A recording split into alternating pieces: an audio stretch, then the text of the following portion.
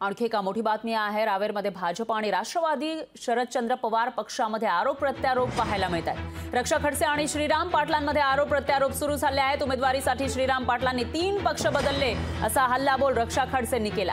तर पक्ष बदलले तरी सत्ता किंवा पद उपभोगलो नाही असं सुद्धा श्रीराम पाटलांनी म्हटलेलं आहे। रक्षा खडसे यांना त्यांनी उत्तर दिलं आहे। तिकिटासाठी पक्ष बदलले असं म्हणणं चुकीचं असल्याचं श्रीराम पाटील म्हणाले। रावेर लोकसभा मतदारसंघात वाढत्या तापमानाचा राजकीय वातावरणही तापताना दिसतंय। उमेदवार आहे समोरच्या पक्षाचे, आज त्यांची पार्श्वभूमी काय आहे हे सगळ्या जनतेला माहीत आहे की ते 3 महिन्याआधी अजितदादांच्या गटात होते, नंतर दुसऱ्या महिन्यात पक्ष त्यांना तिकीट देईल म्हणून ते भारतीय जनता पार्टीमध्ये त्यांनी प्रवेश केला आणि परत आता शरद पवार साहेबांच्या गटामध्ये जाऊन त्यांनी उमेदवारी घेतलेली आहे।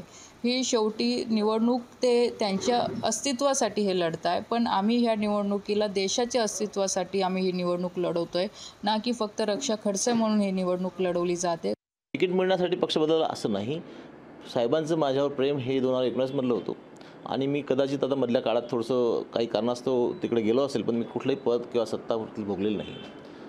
सत्ता भोगून जर मी त्यांना काहीतरी हे करत असेल तर गोष्ट वेगळी, परंतु कुठली भोगलेली नाही। आणि साहेबांचं प्रेम होतं, ह्या काही मंडळीचं झाल्यानंतर मला बोलवण्यात आलं आणि मी तिथे गेलो, माझं मांडलं, त्यांनी माझ्यावर विश्वास दाखवला। बाकी अशी रस्सीखेच किंवा पक्ष बदल झाला आणि मी त्या पक्ष तिकीट मिळण्यासाठी गेलो असं काही नाही। लोकशाही मराठी ऐका, पहा, जागरूक रहा।